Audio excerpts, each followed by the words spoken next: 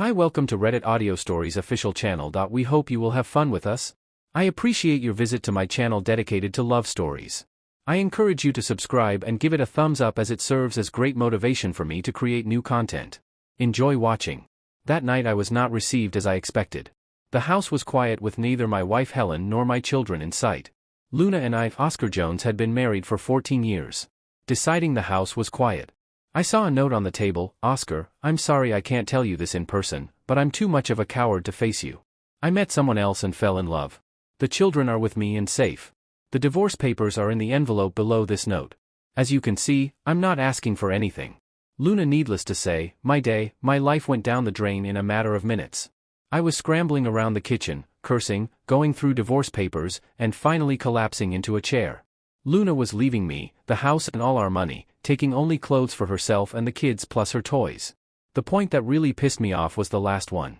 Luna wanted me to sign my children's papers so they could be adopted by her new man. It was like it was going to happen. At least it let me know who Luna had left me for John Wilson. I called my soon-to-be ex-wife. Hello. Oscar, screw to you. I said. Oscar, what the hell is going on, Luna? Like I said in my note. I met someone else and fell in love with him. Yes, of course you did. Nobody leaves a marriage and sleeps with a guy. At least let me know you slept together. I just hope it wasn't in our bed. No, please stop swearing and act civilized. Luna retorted. Civilized to hell was civilized. You can get a divorce and keep that as whole. Why I'm not giving my kids up for adoption? Tell Mr. Big Shit, he can go to hell. I hung up the phone after showering and changing. I went out to eat. Since cooking in my mood was undesirable. The food was good, after which I decided to go to the bar for a couple of drinks. Considering that today had gone to shit, I figured I deserve it. The man my wife had left me for was the owner of Wilson Construction. I had done some work for his company in the past, but that was about to change. My friend Elijah saw me at the bar. I don't see you around here very often, Oscar, as you manage to get away from your family at night, sort of. Elijah, I came home to him in the house with a packet of divorce papers. Luna's divorcing you, shit. I didn't see that coming. Me. Neither, Elijah. Me, neither. She's moved in with John Wilson. What you mean? John Wilson of Wilson Construction. Yeah, that's the one. I think she's in love with him. What are you gonna do? Oscar, I'm going to give her a divorce. She doesn't want anything from me, so I'll sign the papers and get rid of her. There was another form she wants me to sign, but I already threw it in the trash. What was the form? Asked Elijah. She wants me to give the children up for adoption. That's not going to happen in this lifetime. Elijah shook his head in disgust. One thing's for sure. Wilson can kiss my ass. I was supposed to start working for him on Monday. Fuck him. I'll find another job. I signed to divorce papers. The form for my kids to be adopted by an a-hole ended up in the trash. Luna tried to plead with me, but I wouldn't budge. In the end she gave in. At the time of the divorce, Margaret was 10 and Robert was 8. I wanted to get back at Wilson, but I didn't want to go to jail for it. I didn't show up for work on Monday. Strangely, no one was housing me to comply. Part of my revenge against Wilson happened without my involvement. It came about as a result of my conversation with Elijah. When word got out, most of the local contractors refused to work with Wilson Construction. They realized that he had screwed me over, and in retaliation they refused his work. Sure, old John found other contractors, but those were cowboys and the job suffered. Several times I was asked for an estimate for the work, but when I found out it was for Wilson, I didn't even bother to send it. Within 6 months my divorce became final. 3 months later, Luna and John were married. I took the kids for a week while they went on their honeymoon.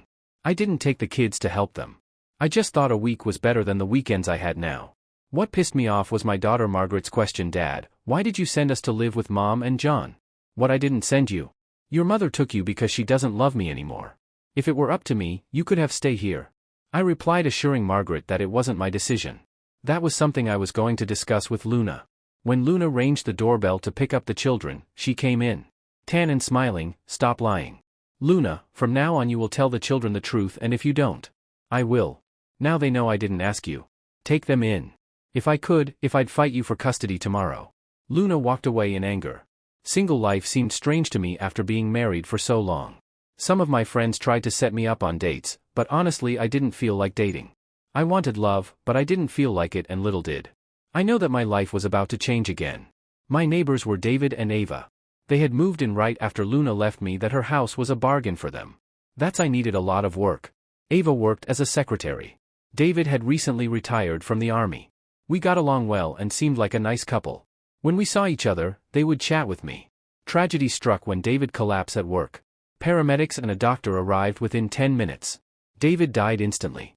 The autopsy showed that David died of a subdural hematoma. Ava was distraught and MO. I offered her my sympathy. David's parents were dead. Ava's parents were on vacation in Europe. Not wanting to leave her alone, I accompanied her to my house and poured us a drink. I listened as Ava saw up and told me her plans for the future. Ava cried and fell asleep on my couch. I covered her with a blanket and slept on the couch in case Ava woke up during the night. The next morning, Ava was leaving justice. Luna was dropping the kids off. Glad to see you're not wasting your time. Oscar. Come on.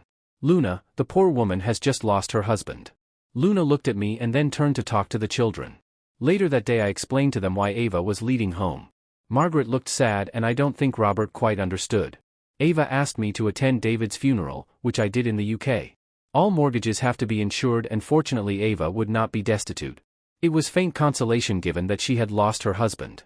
Ava's parents returned from Europe and spoke to me after the funeral. I assured them that I would take care of Ava since other than my coworkers, I was her only friend. I offered to help Mary as much as possible, with whatever small jobs needed to be done. Nothing serious, just themes to keep the house in livable condition. The next time Luna dropped the kids off she stayed in the car, which was fine with me because I didn't have to talk to her. Ava and I spent quite a bit of time together, not as a couple, more as friends, supporting each other. Almost a year later, Robert was playing in the yard while I was tidying up my work van. I heard voices and turned to see him chatting with Ava. I called out to him and asked him not to be a pain, but I heard Ava say nothing was wrong. She was hanging the clothes out to dry on the clothesline. Ava, would you like to have dinner with us tonight? Robert, you can't invite people to dinner. It's not people. It's Ava. We both stood there laughing. I asked Ava if she would like to join us. Yes. I would. That would be great. Thank you. Robert ran out to tell Margaret that we had a guest for dinner. I apologized for being so arrogant. Ava helped me prepare dinner and it was obvious that she was quite skilled in the kitchen. Ava helped me clean up after dinner and sat with us for a while before going home. Thank you for dinner, Oscar. I really enjoyed it. Thanks for accepting the invitation. I hugged Ava goodbye and watched her walk home. When I heard her close the door, I went back inside. She's very pretty, Dad, is Ava. Your girlfriend? Asked Margaret with a smile. No. Ava is just a friend and neighbor, I replied, but I thought it would be nice if she was my girlfriend. I kept it from the kids. Sunday afternoon. Luna picked up the kids. I knew they would tell her that Ava would be joining us for dinner and I wasn't wrong. The next time Luna picked up the kids, she paid special attention asking about Ava, not that it's any of your business, but Ava is just a friend besides, he left me furnish whole. So why are you worried about me? I'm not worried. Oscar. I'm just asking, that's all. Yeah, well, you got what you wanted. What I do is none of your business. I didn't get everything I wanted. No, you didn't. If you mean I'm gonna let some idiot adopt kids, forget it. It's not going to happen, so you might as well get used to it. I was thinking. No. Luna, you weren't thinking. You left me for a life of luxury with him. If he wants kids, let him have his own. That man took my wife and ruined my marriage. There's no way I'm adopting those kids ever. Luna posted and went home. I smiled, knowing I had pissed her off. A year later. I hadn't seen Ava for a few weeks, partly because I was so busy. My friend Elijah was rewiring a house for a young couple and asked me to bid on the complete plumbing. Rewiring. My bid was accepted and I spent a busy few weeks finishing everything. While I was working on the house with Elijah, I kept up with the latest developments. Wilson was still having to call in a lot of professionals from outside the area. Most of the locals were still avoiding working for him. Once the work on the house was finished, I finally had time to relax. I decided to invite Ava over for dinner. She accepted and we agreed on a time for Saturday night. When I walked in behind Ava, I gasped. She was ached woman. She was wearing a haircut. Ikaya pishiakut. The dress she wore showed off her slender figure and for the first time I began to take a sexual interest in her. Dinner went very well and we spent a lot of time talking about our lives in general. Later that evening I walked Mary to vendor. Thank you for a wonderful evening, Oscar.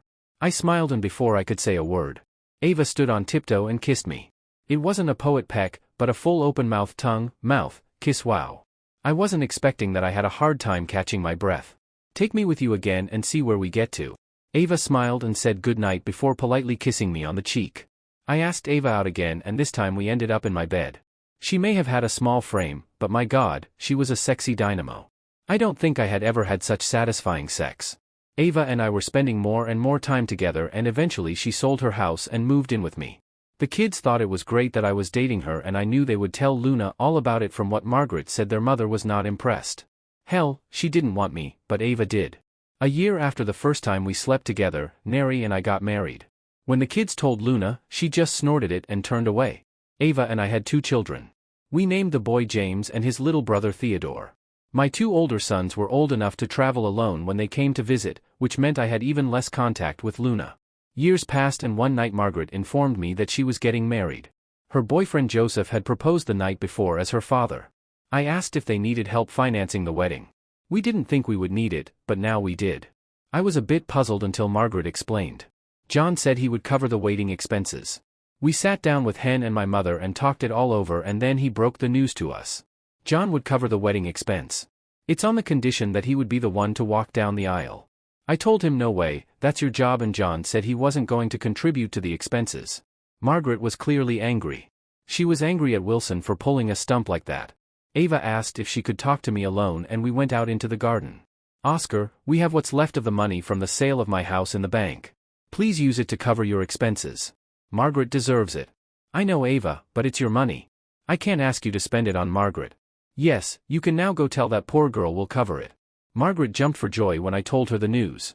We agreed on budget, and everything they wanted came in under budget. The next day, Margaret phoned to tell me that John was furious, and obviously Luna wasn't happy either. One afternoon we were sitting in the garden when Robert turned up. Oman announced he said he had to leave because he was tired of listening to his mother and John of arguing. Are they still arguing about the wedding? Asked Ava. No, it's about something else. As far as I can see, John is not fulfilling his bedroom duties. I burst out laughing. I was glad Luna had left me for someone who doesn't know how to fulfill his duties when it matters. The walls in the house are as thin as paper, Dad. I can hear them at night. I think Mom is tired of John not doing well in bed.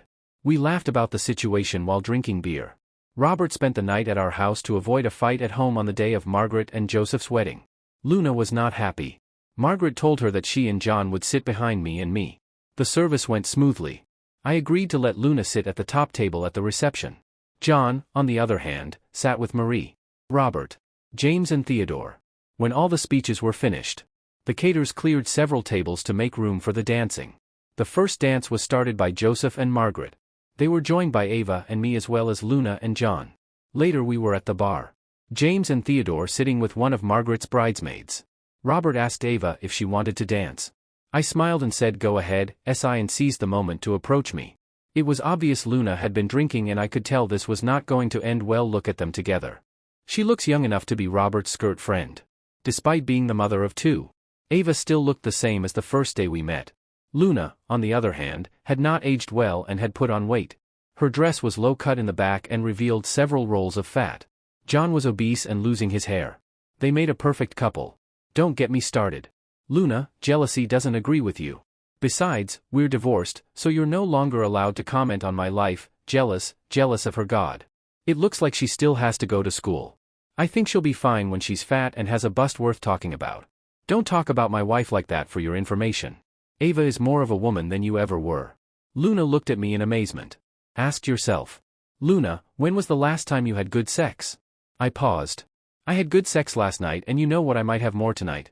Luna was dumbfounded as John joined us. You see, Luna, when you left me, you thought you were trading me in for something more valuable. Maybe I was, maybe I wasn't. As for me, I moved on. I have my own life now, a wife who loves me, for who I am. 2 wonderful children in addition to the 2 I already had. Life is as good as it can be for me right now. Can you say the same? I walked away, leaving the 2 of us playing Goldfish. Me and I danced to slow music. Theodore was pulled onto the dance floor by one of the bridesmaids. What was that about the bar? Whispered merely as we danced. Kiss me. I'll tell you. Later we kissed, and I knew Luna was watching us. When we broke the kiss, I smiled at Luna. She turned around and ordered another drink. Oh yes. I was definitely over it, looking at what I had and what I have now. I think I've also traded for more courage. Dear friends, thank you very much for watching. Leave comments, put likes, share with friends, and subscribe to the channel.